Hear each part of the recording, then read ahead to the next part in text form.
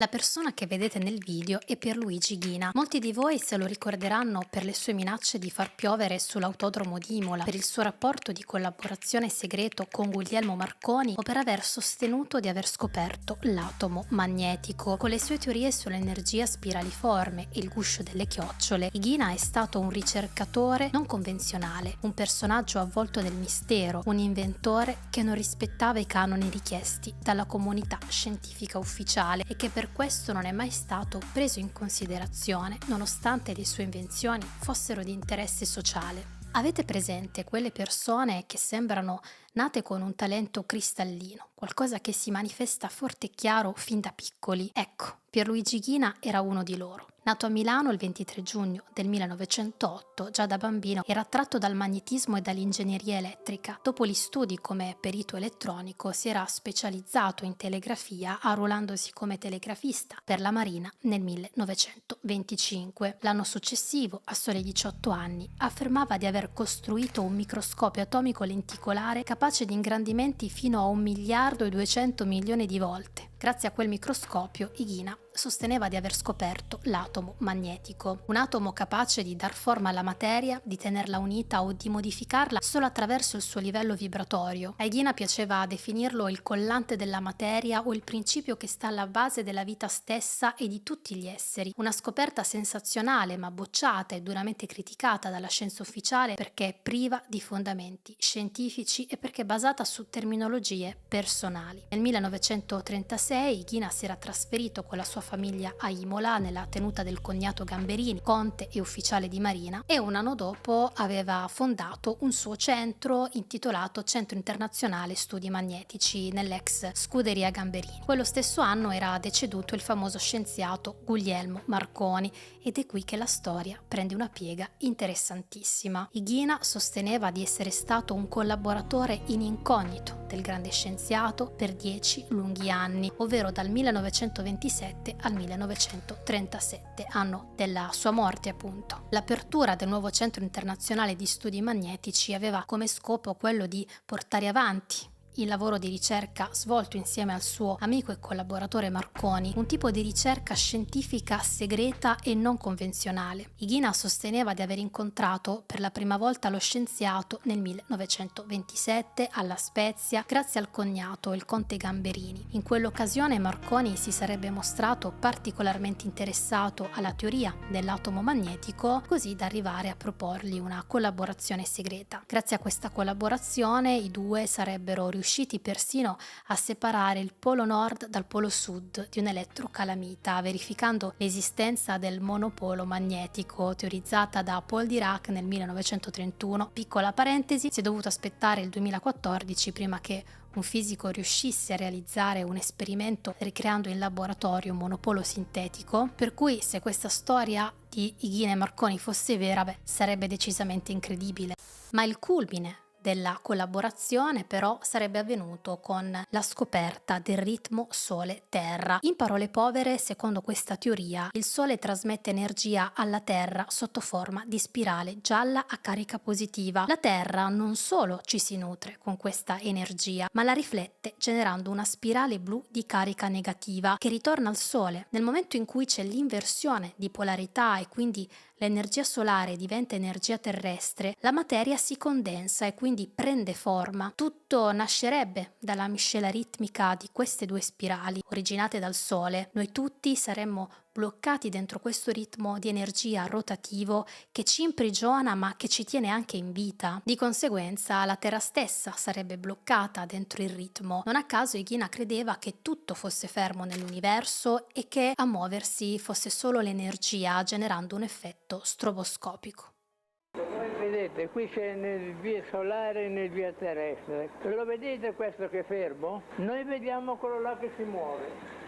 Perché è l'energia solare che fa girare il movimento della Terra. Noi vediamo l'ombra, perché questo è fermo. Tra 15-20 anni cominceranno a credere, perché sono Ighina sosteneva che le scoperte di Guglielmo Marconi, per cui noi tutti oggi lo ricordiamo nel mondo delle radiocomunicazioni, derivassero dalla sua conoscenza del ritmo Sole-Terra.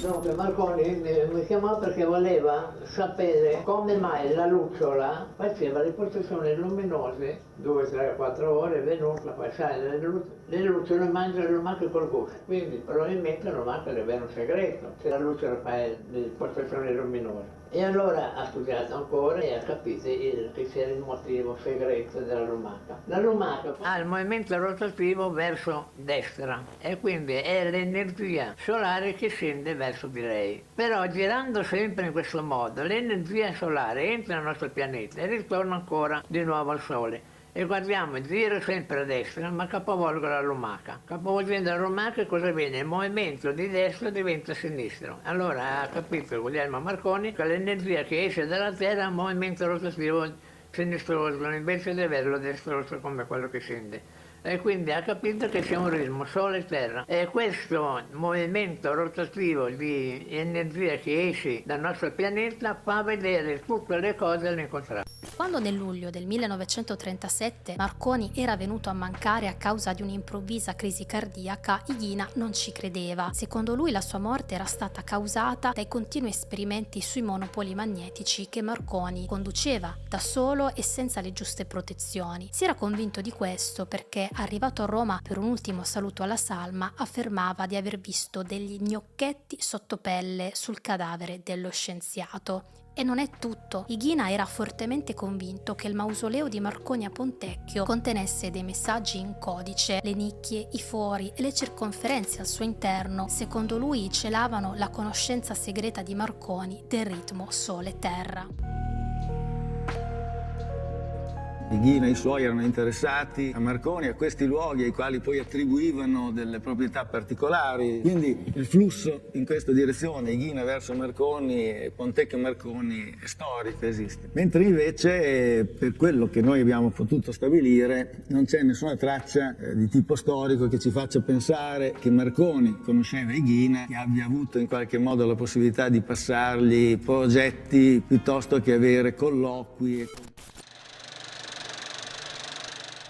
Il centro studi magnetici mi ha sempre incuriosita, me lo sono sempre immaginato come il laboratorio del doc di Ritorno al futuro, e invece ho scoperto che oltre agli esperimenti Ighina e i suoi collaboratori emettevano dei bollettini, dei comunicati. Nel testo I segreti di Guglielmo Marconi arrivò a dire che nel febbraio del 71, per mezzo di un telegramma, il suo centro aiutò la NASA ad aggiustare i guasti dell'Apollo 14. In un altro bollettino si affermava che una fitta rete di delegazioni del centro imolese aveva preso piede nel mondo. Per la precisione si dichiarava l'esistenza di altri 333 centri internazionali di studi magnetici. Proprio grazie alla cooperazione di questi centri, Ighina e i suoi erano riusciti persino ad entrare in contatto con gli extraterrestri. Un tema, quello su appunto gli extraterrestri, che Ighina affronterà in più occasioni e in molti non lo sanno. Ad esempio, nell'ultima versione del suo libro sull'atomo magnetico aveva raccontato di quando i suoi strumenti erano riusciti a segnalare e a individuare il passaggio di un disco volante e il suo luogo esatto di atterraggio. Ighina avrebbe visto 3 uomini uscire dall'astronave aliena e avrebbe persino intrattenuto una conversazione con loro in francese. Dopodiché si promisero di non rivelare a nessuno di quell'incontro per almeno 7 anni, ma a patto di scambiarsi le rispettive conoscenze. Così i 3 personaggi misteriosi che, attenzione, Ighina descrive come 3 uomini e non come alieni, visitarono il suo laboratorio di Imola, mentre lui visitò la loro astronave. E ancora, il 12 settembre del 72, Ighina annunciò che un principe alieno di nome Shegustori sarebbe venuto in visita nel laboratorio di Via Galli 4 per utilizzare lo stroboscopio magnetico e tornare nel suo pianeta. Curioso il fatto che 2 dei suoi collaboratori più stretti si fossero incontrati per la prima volta ad una riunione del Centro di Fratellanza Cosmica Bolognese, una delegazione del più noto centro catanese del contattista Eugenio Siragusa. Quindi, amici all'ascolto, non so quanto i rapporti con queste persone abbiano potuto condizionare questi racconti o più in generale la sua visione sul fenomeno extraterrestre.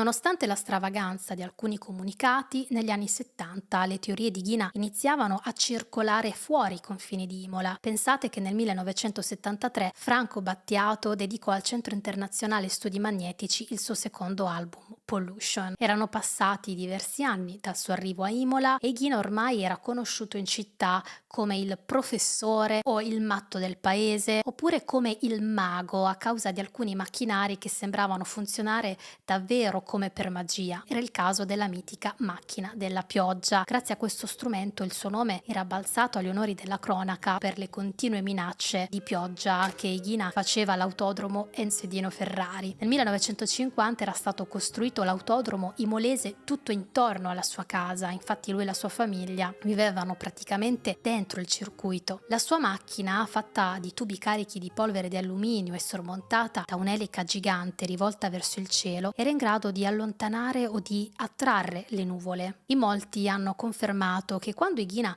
decideva di far piovere o di far uscire il sole, quello accadeva. Nel 1998 un inviato della trasmissione Report, durante un'intervista a Ghina, un giorno nuvoloso, ha filmato la comparsa di uno squarcio nel cielo dopo che era stata avviata l'elicona della macchina della pioggia. Pensate che ad un certo punto gli organizzatori delle corse vollero incontrare Ghina per convincerlo a smettere di utilizzare il suo macchinario per osteggiarli, anche perché lui l'azionava proprio con l'obiettivo di sabotare le corse. E sapete perché? Era infastidito dal senso di marcia antiorario delle auto che secondo lui generavano uno squilibrio magnetico e producevano un vortice negativo di energia in grado di turbare il naturale ritmo Sole-Terra. Secondo lui le auto dovevano girare in senso orario in modo da attrarre maggiore energia solare a beneficio di tutti. Curioso come anche in alcune tradizioni del buddismo tibetano si pensa che camminando in senso orario attorno ai templi o girando in senso orario le ruote di preghiera si attiri il buon auspicio e si amplifichi l'effetto delle preghiere. Oltre a non essere stato sostenuto nelle sue ricerche scientifiche, Ghina è stato spesso preso in giro e deriso dalla comunità scientifica ufficiale, dalla stampa e dai media. Basti pensare a quando fu ospite di Costanzo al Costanzo Show e di come venne usato nei suoi confronti un tono chiaramente derisorio, sostenuto peraltro dal pubblico in sala. Per fortuna chi è davvero intelligente ha tutto un altro modo di approcciarsi a queste persone così diverse dall'ordinario. Uno fra tutti fu il grandissimo fisico Giuliano Preparata. Rimane alla storia il suo intervento a Report del 1988. Senta, ma la storia dell'elica che si apre, che apre il cielo per esempio, nessuno crede a questa, Come a questa cosa crede? qua. Lì c'era un cielo che era assolutamente nuvoloso, parte questa elica e poi dopo si apre. Secondo me questo è un fatto reale. Il fatto che uno non ci creda vuol dire che non ha gli strumenti per capire come ciò avvenga, ma questo invece di portare alla ridicolizzazione di chi propone certe cose dovrebbe portare lo scienziato vero a darsi da fare per vedere che cos'è che manca nella visione che viene generalmente accettata per poter riportare questi fenomeni, una volta che sono stati riprodotti completamente e senza molti dubbi, riportarli nell'ambito della razionalità scientifica. Tra i collaboratori più stretti di Ghina c'erano Alberto Tavanti, famoso ai più per aver curato il libro Pierluigi Ghina, Profeta sconosciuto, da cui peraltro ho preso la maggior parte delle informazioni per questo video. Nel suo libro Tavanti parla di Ghina grazie all'esperienza maturata in anni di collaborazione con lui e per questo si permette di fare delle riflessioni sul suo operato che potete tranquillamente ritrovare nel testo. Per Alberto tutto l'operato di Ghina è da considerarsi sotto una luce più che altro spirituale e poi scientifica. Stando ai suoi racconti, Ghina riusciva a guardare nel mondo dello spirito e nel suo laboratorio capitava che si manifestassero entità cattive o buone, demoni e angeli o persino la Madonna stessa, di cui peraltro Ghina nella prima fase della sua vita era particolarmente devoto. Dopo alcune osservazioni, Tavanti era giunto alla conclusione che la buona riuscita di alcuni degli esperimenti nel laboratorio imolese dipendesse in gran parte dall'entusiasmo puro dello sperimentatore,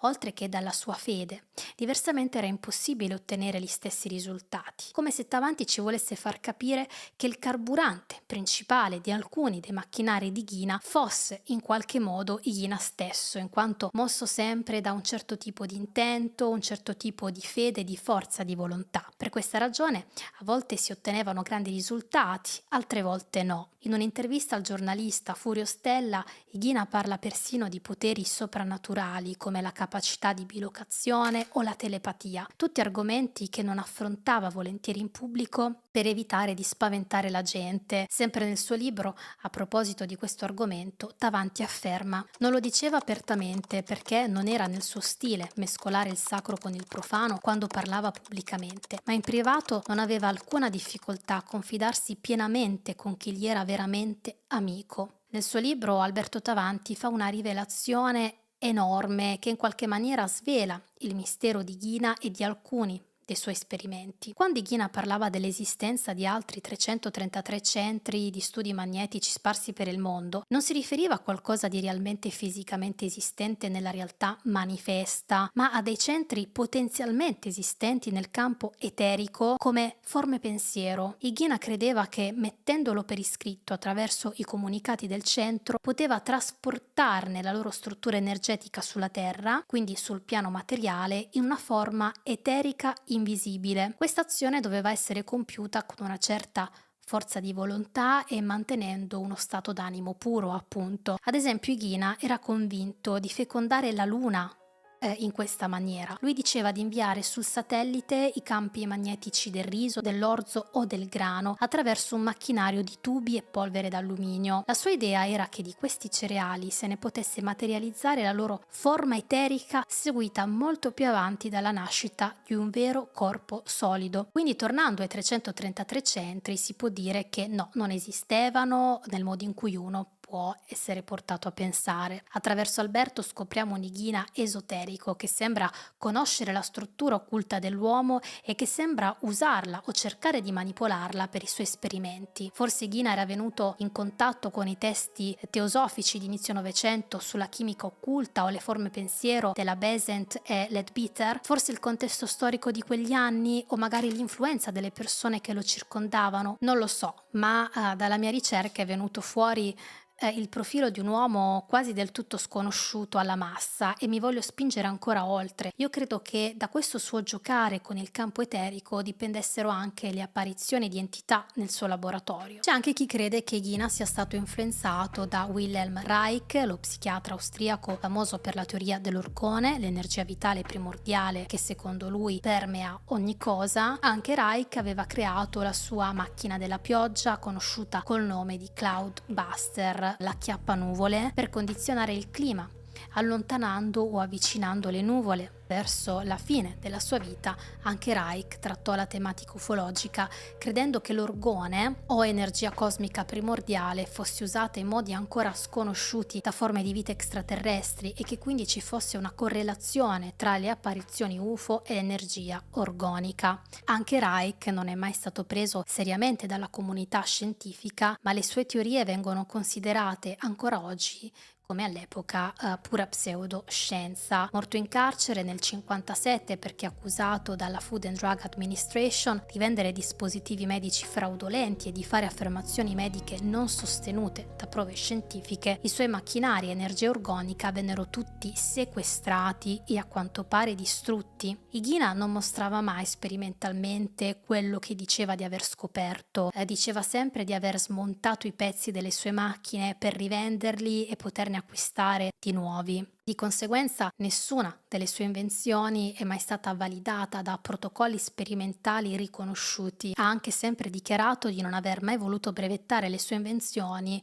perché credeva che il sapere dovesse essere per tutti e utilizzato da tutti. Voglio chiudere questo video con una sua massima. Lui diceva sempre: io sono della lega del chi se ne frega, rivolto a tutti coloro che lo deridevano o non prendevano seriamente le sue teorie e le sue invenzioni. La sua convinzione però era che questi suoi lavori venissero osteggiati dai poteri forti. Lei potrebbe far piovere dove c'è la siccità praticamente.